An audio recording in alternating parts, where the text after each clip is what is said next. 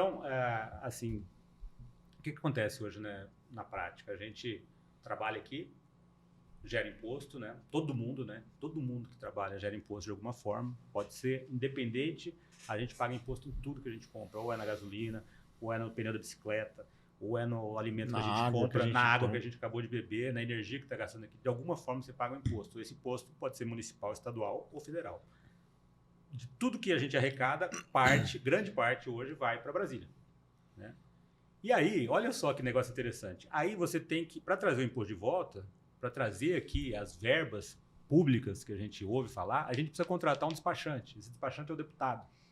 Aí esse deputado vai lá em Brasília, busca o dinheiro que nós pagamos do nosso imposto, traz aqui através de verba, através de não sei o que, de emenda parlamentar, e traz de volta para o município. E ainda tira foto, posando de bonzinho, que entregou ambulância para o hospital, que entregou a creche, não sei o quê. Blá, blá, blá. Então, olha só. Cara. Ele traz uma merreca. Então, a gente paga o imposto aqui, vai para Brasília, aí vem um deputado despachante que traz o dinheiro para cá, tira foto, é aplaudido, todo mundo acha que ele é o maioral. Pega um pedacinho e faz outdoor na cidade inteira. Faz outdoor na cidade ainda, e aí traz o dinheiro. Então, o que é isso daí? Padrão. Para mim, o que representa isso daí é a mesma coisa que a gente ir lá no caixa eletrônico, sacar o dinheiro da minha conta e aplaudir ainda para o caixa, porque falou, obrigado, caixa, você me deu dinheiro da minha conta. Qual, cara? Isso é coisa mais sem cabimento, né? E a gente acha que esses caras são heróis ainda.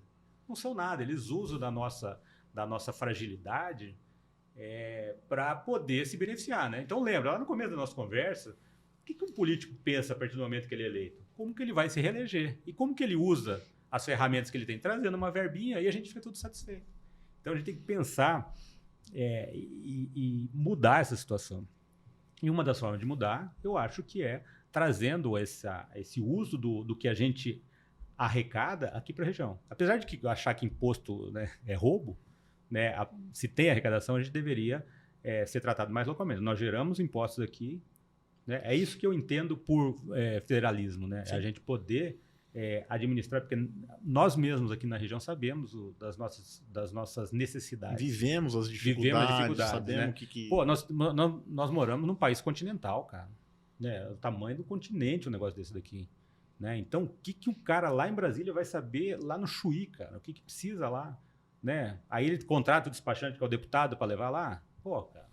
E sai caro, e um despachante caro, né? Claro, o cara cobra o serviço, cobra demais. E isso você focou na parte fiscal, né, de impostos, mas tem toda a parte de leis também, né? Uhum. Que hoje você tem muita lei federal regendo o dia a dia das pessoas, que deveria ser uma decisão muito mais local. E para mim tem 2 pontos importantes, né, sobre federalismo que a gente tem que tocar. O primeiro é quanto mais perto você estiver da pessoa, as pessoas vivem nas cidades, né? A gente não vive no Brasil como um todo, a gente vive numa cidade. A gente trabalha e vive numa cidade. Quanto mais perto das pessoas essa decisão for tomada, muito maior a chance de você acertar, de ouvir corretamente o que as pessoas querem, o que elas precisam para tomar essa decisão. Então, esse é um ponto importante. O segundo ponto, para mim, que é fundamental e ajudaria muito no problema que a gente vive hoje da nossa própria política. Essa briga toda que a gente tem, tal região votou no presidente X, tal região votou no presidente Y, ela só existe porque o presidente tem muita influência na nossa vida, né? Se o presidente fosse um representante do país no exterior, um representante ali, o chefe das Forças Armadas, mas pra que cuidar de interesses nacionais de fato, né? Mas que o dia a dia, a parte tributária, a parte legal fosse muito mais focada nas cidades, eventualmente algumas coisas de estado, mas principalmente nas cidades, qual seria a importância da eleição de um presidente ou de outro? Seria muito pequeno na nossa vida para a gente ficar brigando com uma região que prefere o presidente A e outra região prefere o presidente B. A eleição de prefeito seria muito mais importante. A eleição de prefeito seria muito mais importante e seria muito mais... você conseguiria tomar uma decisão muito mais acertada com aquela população específica, né? Então, a gente poderia... Os Estados Unidos é um exemplo muito melhor do que a gente nesse quesito de federalismo, né? ainda está longe do que eu acho que seria ideal, mas já é melhor, né? Então, você pode ter, vamos voltar lá no caso da maconha, você pode ter um estado que as pessoas acham que não deveria ser legal, o outro que sim. Você pode falar de tributos, um estado que tributa menos, acha que a liberdade econômica é mais importante do que ficar arrecadando imposto e depois tentar devolver alguma coisa para a população. Que e aí vai refletir também, vai refletir também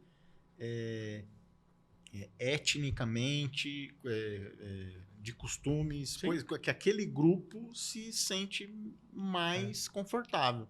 Então tem estado que é mais conservador, tem estado que é mais liberal, tem estado que tem pena de morte, tem estado que não tem, tem estado que é a favor, tem estado que não é. Então, tipo, aquela sociedade resolveu que é daquele jeito. Que é daquele jeito, tá bom. Existe aqui no Brasil alguma andamento de alguma coisa nesse sentido? Tem do deputado estadual Bruno Souza, se não me engano, né, de Santa Catarina. Ele está recolhendo assinaturas para tentar colocar uma PEC para ser votada em Brasília para aumentar, para, na verdade, implantar o que deveria ser, né, o federalismo no Brasil nesse sentido, né?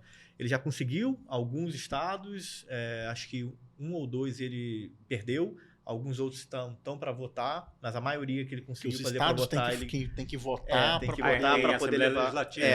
No momento estadual para levar para o federal. Vamos supor, então ele leva isso daí, vota no estado, por exemplo, lá, Santa Catarina, votou e Santa Catarina passou, Rio Grande do Sul não passou. Tá, eu sei que tem aí o que é? A hora que chegar no maior número de estados, tem um número mínimo, eu não sei exatamente, mas tem um número mínimo que ele consegue levar para o âmbito federal, e aí a minha dúvida é se ele consegue levar para ser votado ou se ele já leva para falar, a maioria que quis, então vai ter que implementar e acabou, entendeu?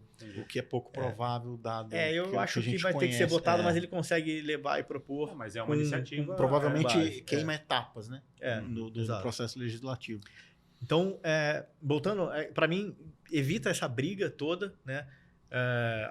Pessoas falando de secessão, o que é proibido pela Constituição, mas para mim, eticamente, a exceção não tem problema. A secessão não tem problema nenhum. Se você quisesse separar, eu achei que as pessoas deveriam ter esse direito. Mas hoje não é uma realidade. Então, focando naquilo que de fato poderia ser feito para que não houvesse atrito entre regiões do Brasil, que a gente pudesse viver de uma forma mais harmônica e com cada um podendo de fato escolher aquilo que acha que é o melhor para ele, o federalismo é a melhor solução. Né? Como que você vê, por exemplo, a gente tem estados, como você disse, estados diferentes, nós vivemos no continente praticamente, a gente tem situações políticas diferentes, situações econômicas diferentes, e a gente sabe que, infelizmente, ou sei lá, mas é assim que acontece, os estados do sul-sudeste financiam os estados do nordeste, vamos dizer assim, em termos de arrecadação e de repasse de recursos.